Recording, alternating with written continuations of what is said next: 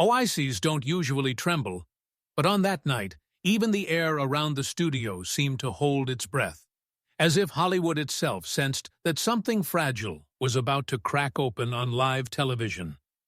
The laughter came first, soft and easy, the kind America trusted, and then it stopped a second too late, leaving behind a silence that felt heavier than any punchline. Johnny Carson had mastered that silence over decades. He knew how to ride it, stretch it, bend it, until the audience leaned forward, hungry for relief. The Tonight Show wasn't just a program. It was a nightly ritual, a warm lamp glowing in living rooms where marriages were quietly unraveling, where illness sat unspoken in the corner, where people needed Johnny's calm smile to pretend everything was still okay.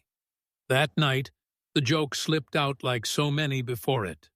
Light, clever, just sharp enough to draw a laugh. And at first, it worked. The band chuckled. The crowd followed. Johnny smiled, the familiar half-smirk that had carried him through wars, scandals, and the slow erosion of his own private life. But then the camera cut, and Clint Eastwood didn't laugh. Clint sat there with the posture of a man who had spent his life holding things in. Pain, fear, regret. The kind of man who learned early that silence could be a weapon or a shield, depending on how you used it. The joke wasn't cruel, not on paper. It brushed against age, legacy, the passing of time, the way Hollywood chews up its heroes and leaves them to watch reruns of their own greatness. For Johnny, it was just another line. For Clint, it landed somewhere deeper, somewhere raw, touching nerves that had been screaming quietly for years. What most people didn't know was that Clint had almost canceled that appearance. He hadn't slept the night before. His doctor had warned him again, using that careful voice doctors use when they're trying not to scare you, but also trying not to lie. Stress, blood pressure. The word exhaustion hung in the room like a verdict. Clint waved it off, the way men of his generation were taught to do. You show up, you don't complain, you don't bleed in public. And Johnny's couch had always been safe ground. Old friends, old Hollywood, a place where the past could be joked about without consequence. Johnny didn't see the tightness in Clint's jaw at first. He was fighting his own battles that night. Behind the desk, beneath the tailored suit, was a man worn down by insomnia, by the quiet grief of losing people he never thought he'd outlive. Frank Sinatra was gone. Dean Martin was fading. Friends vanished not with explosions, but with phone calls that came too late in the evening. Johnny's laughter had become a reflex, a survival instinct. Jokes were easier than admitting how lonely it felt to be the last man standing in a room full of ghosts. When Clint finally spoke, his voice was low, controlled, but something underneath it shifted the temperature of the room. It wasn't anger. It wasn't humor.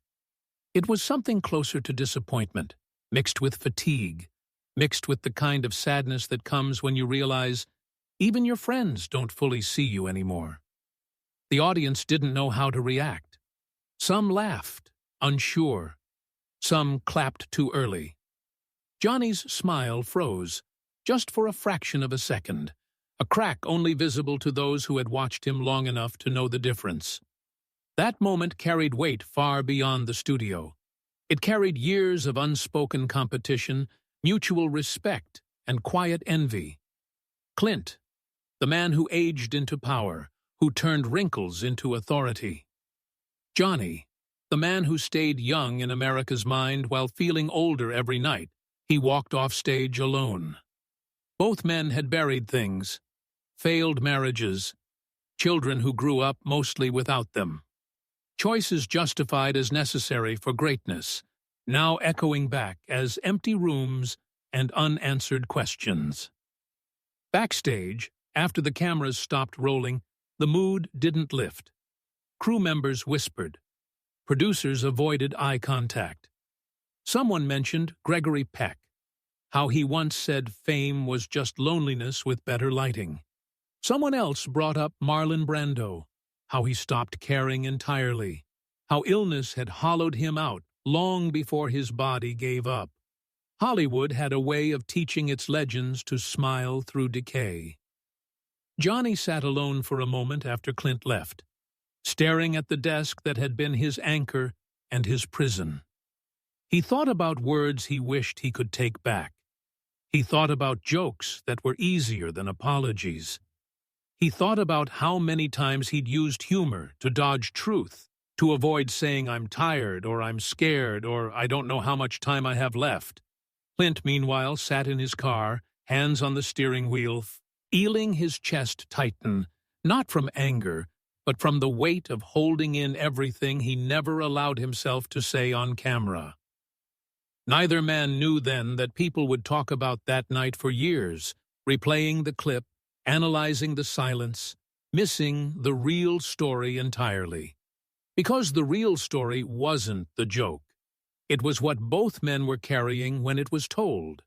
And as the studio lights dimmed and the audience filed out into the cool night air, something fragile had shifted between two legends who suddenly realized that time, unlike television, doesn't wait for the next segment.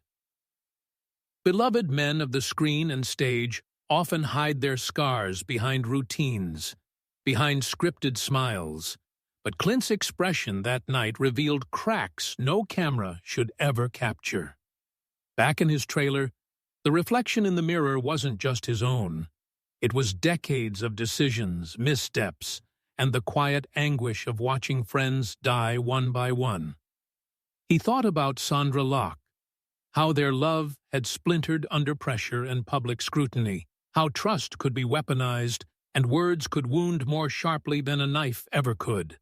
The memory made him flinch, an almost imperceptible shake of the hands, the kind only someone truly alone would notice. Johnny, on the other hand, walked down the corridor of the studio as though haunted by shadows. The laughter from the audience still echoed faintly in his ears, but it felt foreign now, distant, like he had been eavesdropping on a room he no longer belonged to. He thought about his own family, about the years spent missing birthdays, anniversaries, dinners he pretended didn't matter. He thought about his heart, weak and stubborn, hiding symptoms under a veneer of charm and timing. He remembered his father's warnings, the ones he never took seriously. You can't host forever, Johnny. Eventually, the lights go out. And tonight, he'd caught a gleam. Impulse of that truth in Clint's eyes, a raw honesty that had no script, no punchline, just a man facing the consequences of choices he couldn't undo. There was a quiet that settled over the city after the show. Streets glimmered with wet asphalt under neon lights, and somewhere above, helicopters hummed faintly, as if tracking the invisible gravity of regret. Clint's driver had parked around the corner. He didn't turn on the radio. He didn't want the distraction. Every turn, every red light, mirrored the internal traffic jam of memories and unspoken apologies. He recalled working with Don Siegel, how they had joked about Hollywood's cruelty, yet even then, the laughter was fragile, held together by cigarettes and late-night whiskey. Hollywood had taught him to smile while bleeding inside, but tonight, that smile had slipped. Back in his dressing room, Johnny sat on the edge of the sofa, holding a cup of tea that had gone cold. His hands trembled ever so slightly. He thought of his last conversation with Ed McMahon, a man who had been his anchor, his companion in a lonely universe of limelight. Ed had joked, yes, but in that joke was a kind of love, a way to say, I'm here, even if nobody else is. Johnny realized that tonight he had misread the room, misread a friend, and he felt, with a heaviness that almost made him gasp, that he had seen a fragment of truth too late. Clint drove in silence, the city lights reflecting on the glass like ghosts of the past. He thought about Richard Burton, about Marlon Brando, and how fame had slowly corroded the edges of their lives. Illnesses hidden from the public, regrets whispered only to the walls of hotel rooms, and the secret terror of knowing that the world applauds but does not truly see. Clint felt it tonight, the weight of being watched while carrying the kind of grief that could crush a man. Yet he did not cry. Not here, not now. Not in the car that had carried him through streets that might have known him but could never comfort him. Meanwhile, Johnny stared at the empty cup, the last words from the joke still echoing in his head. He thought about mortality, about the fragile bones of human connection, about the moments that slip by unnoticed until they are gone forever. Hollywood had always demanded he be a hero, a comedian, a father figure to millions.